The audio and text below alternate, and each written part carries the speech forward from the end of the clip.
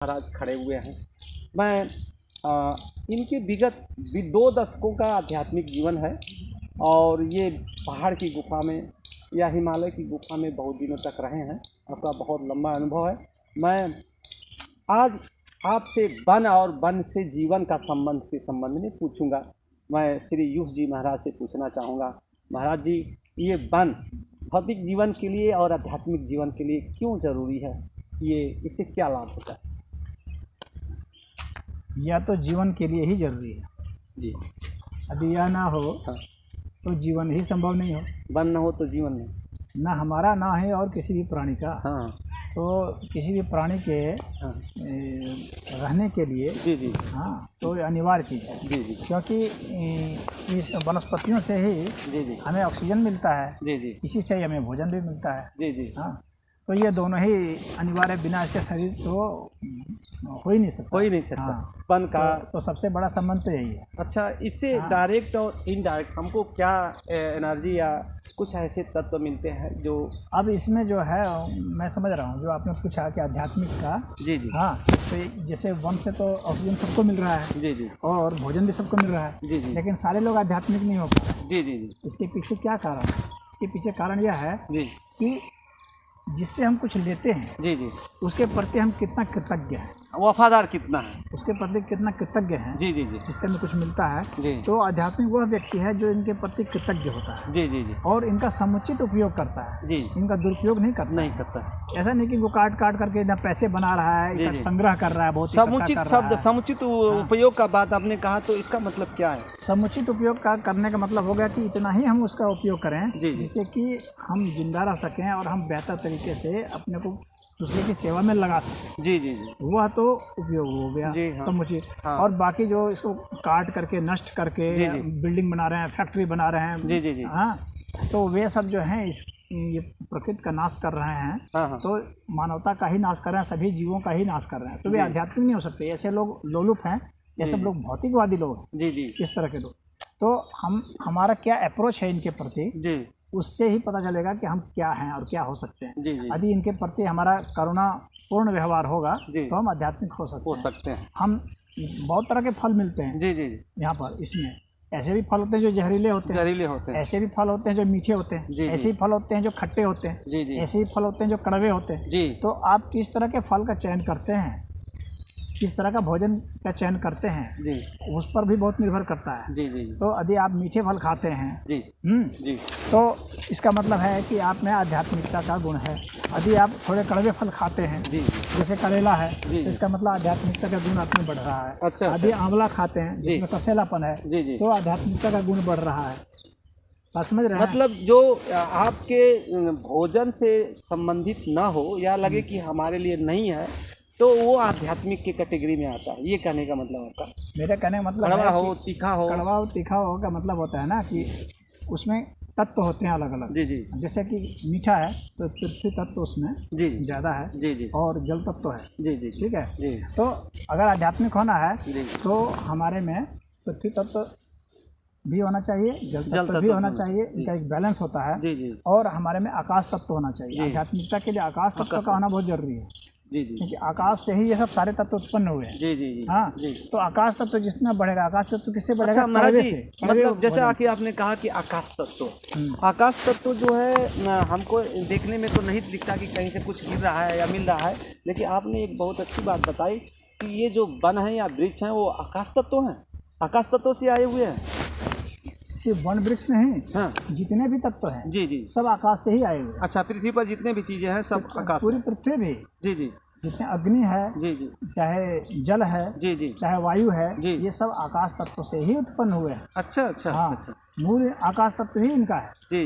तो जब व्यक्ति आकाश तत्व की ओर बढ़ेगा, यानी ज़्यादा स्पेस देगा जी जी, हाँ जी, उसके माइंड के ज़्यादा स्पेस होगा जी, तो इसका मतलब यह हो गया कि उसमें आकाश तत्व की वृद्धि हो रही है, मतलब आध्यात्मिकता की वृद्धि हो रही है जी जी जी। आध्यात्मिकता उसी को कहेंगे जी, जो अधिक से अधिक स्पेस देता है दूसरों को। अच्छा अच्छा। हाँ, वही आध्यात्मिकता अच्छा अच्छा।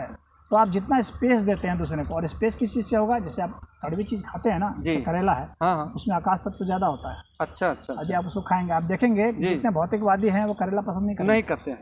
क्यों नहीं करते हैं? इसके पीछे वही कारण है, उनकी जो साइकोलॉजी है वो यही है कि वे आकाश तत्व तो नहीं देना चाहते, स्पेस नहीं देना चाहते दूसरे को। जी जी जी। इसी के कारण वे नहीं पसंद करते। हाँ जी जी, समझे। जो मांस मछली अंडा खा रहे हैं जी जी, ये स्पेस नहीं देते दूसरों को। जी जी। हाँ, ये सारे लोग भौतिकवादी हैं। जो शराब पी रहे हैं ये सब भौतिकवादी है, क्योंकि उसमें तेज तत्व ज्यादा होता है, अग्नि तत्व ज्यादा होता है। हाँ दोस्तों, अभी यूसुफ जी महाराज ने बताया, एक खोजपूर्ण बात बताई इन्होंने कि जितनी भी संसार की खाने में कड़वी चीज़ें या खट्टी चीज़ें या तीखी चीज़ें होती है वह आकाश तत्व से रिलेटेड होती है। और भौतिक जगत में जीने वाला मनुष्य जो सुखभोगी होता है उसे नेगलेक्ट करता है, डिनाई करता है और इसके रहस्य को नहीं जानता है। एक चीज़ और बताना चाहूँगा मैं जी, उसमें महाराज जी ने बताया कि उसमें ऑक्सीजन और आकाश तत्व ज़्यादा से ज़्यादा मात्रा में।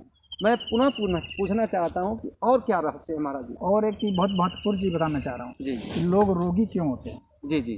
ये जो 6 स्वाद आपको बताया, हाँ, कौन सा 6 स्वाद? मीठा जी, खट्टा, हाँ, नमकीन जी, कड़वा जी, कसेला जी और तीखा। अच्छा, ये 6 स्वाद होते हैं। 6 स्वाद होते हाँ। हैं। तो इन 6 स्वाद का जब संतुलन नहीं रहेगा, यानी प्रतिदिन आप इन 6 स्वादों का सेवन नहीं करते हैं, जी जी, तो आपको रोगी होना है।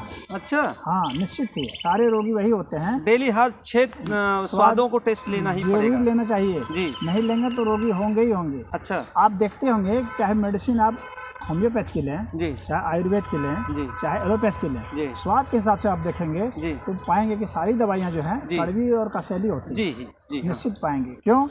क्योंकि यही चीज़ जो 2 स्वाद हैं जिसको लोग नहीं खाते हैं। लोग खट्टा खाते हैं, मीठा खाते हैं, नमकीन खाते हैं, तीखा खाते हैं जी।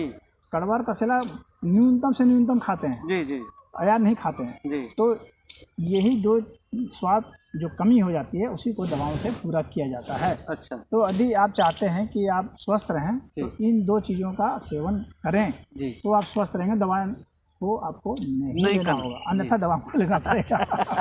अभी देखिए, बहुत इंटरेस्टिंग टॉपिक पर हम लोग महाराज जी से बात हो रही है। इन्होंने कुछ खोजपूर्ण बातें जो हम लोग अननोन हैं। हालांकि इन्होंने बताया कि जो जितनी भी संसार की भौतिक चीज़ें आप देख रहे हैं प्रत्यक्ष परोक्ष रूप में, सारी की सारी चीज़ें ये आकाश तत्व से आई हुई। और आकाश तत्व में इन्होंने बताया कि भौतिक जीवन में 6 तरह के स्वाद होते हैं और 6 स्वाद में कुछ ही स्वादों को हम लोग पसंद करते हैं जो हमारे लिए अच्छा लगता है।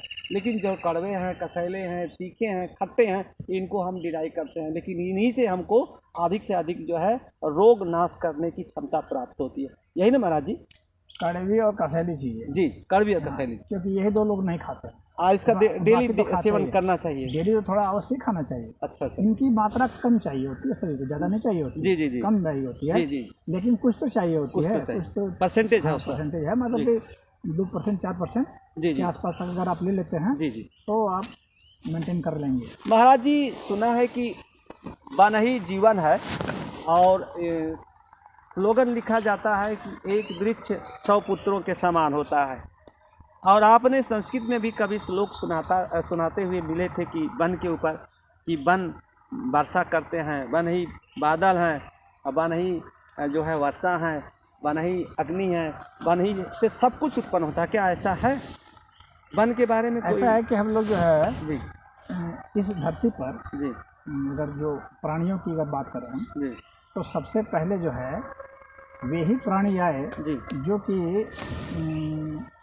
विकास के दौर में जी, जिन्होंने कि सूर्य ऊर्जा का वो करके और ऑक्सीजन का संलयन करने में सफलता हासिल की जी जी, और अपने को बढ़ाने लगे जी। हाँ, सबसे पहले जो है ये बैक्टीरिया वगैरह ये सब आए। अच्छा। और अलगा वगैरह ये सब आए जी जी, वायरस के बाद। अच्छा। पहले तो वायरस आया, वायरस के बाद यही आया जी जी।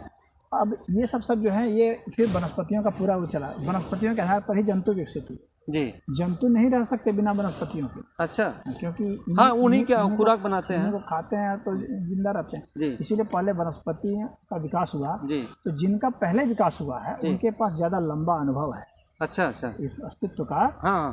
उसके पास ज़्यादा लंबा अनुभव है। अच्छा अच्छा। और वह सिर्फ अनुभव ही नहीं है बल्कि उसके पास दमखम भी ज़्यादा है झेलने की जी जी जी, सहनशीलता भी ज़्यादा है। अच्छा अच्छा। और ज़्यादा वो टिकाऊ है। अच्छा। तो यह जो वन की जो बात हुई है, तो ये वनस्पतियां जो है ना, ये हम लोग प्राणियों से पहले की हैं जी, तो इसलिए इनके पास सारा अनुभव है जी जी, और इनके पास सहनशीलता ज़्यादा है, और ये हमारे लिए पोषक भी हैं जी जी। तो हमको इनसे ही सीखना चाहिए और इनकी रक्षा करनी चाहिए जी जी जी, तभी जा करके हम भी मतलब बचे रह सकते जीवों का अस्तित्व तो वन से है या वृक्ष से है। बिल्कुल है, तो इसलिए लगाना चाहिए सभी को वृक्ष, कुछ न कुछ जरूर लगाना चाहिए। प्रत्यक्ष और परोक्ष रूप से हमको बहुत सी चीजें मिलती हैं, है ना, और इनके करीब में जितने रहेंगे हमारा सारी चीजें हमें मिलती लाइफ हैं, जो है लॉन्ग होगा। जो ये सारी चीजें हमें मिलती हैं जी, जिससे कि हम एक प्राणी के रूप में हैं जी, ये हमें वन से ही मिलता है, ये जान लीजिए, और हमको बाकी कोई चीज नहीं देता जी जी जी। बाकी जितना कुछ भी है मॉडिफाइड रूप से जी, जैसे हमने कुछ बना दिया, मान लीजिए कि आपने ये माइक ही बना लिया जी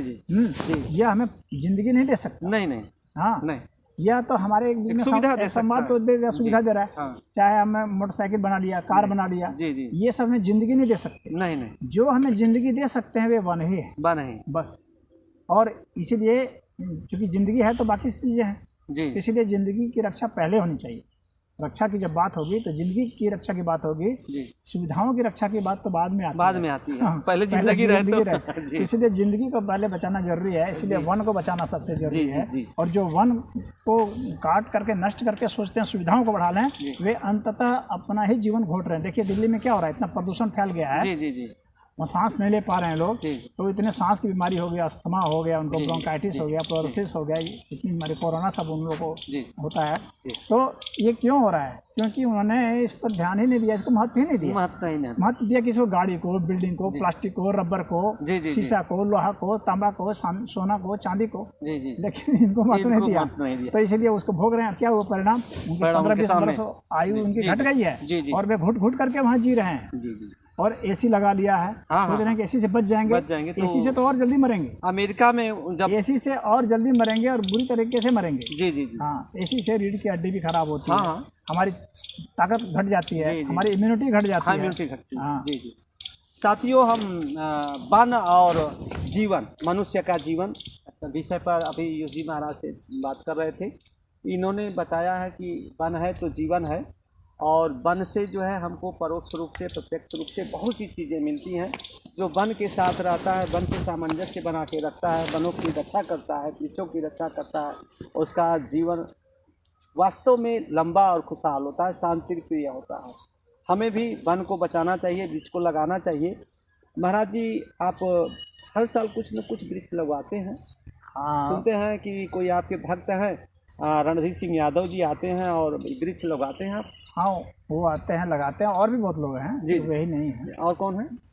और जैसे वो हैं ब्रजभूषण जी हैं, हाँ, वो भी हैं, उमेश जी हैं, वो भी हैं जी जी, और वो प्रवीण जी हैं जी जी, ये भी हैं, संजीव गुप्ता हैं जी जी, ये भी लगाए हैं। अच्छा, तो बहुत सारे लोग हैं इस गांव के भी में भी बहुत सारे लोग हैं जी जी, उन्होंने भी लगाया जी, आप खुद भी आए, आप भी लगाए? हाँ, मैं तो आया 2 बार। इसलिए बहुत सारे लोग आते रहते हैं, मैं एक का नहीं कहूँगा कि एक आदमी, बहुत सारे लोग हैं। नहीं, बहुत आपका आभार है क्षेत्र के लिए, और ये आध्यात्मिक जगत की जो ये लोकेलिटी है, ये जो पृष्ठभूमि है, इसको सजाने संवारने में यूसुफ जी महाराज का बहुत बड़ा योगदान है। आप जगह जगह धार्मिक सम्मेलनों में, आध्यात्मिक सम्मेलनों में जाते आते रहते हैं, और यहाँ के श्रोताओं, दर्शकों और अपने जो ये शिष्य हैं गण को सुनाते रहते हैं, कुछ बताते रहते हैं। अब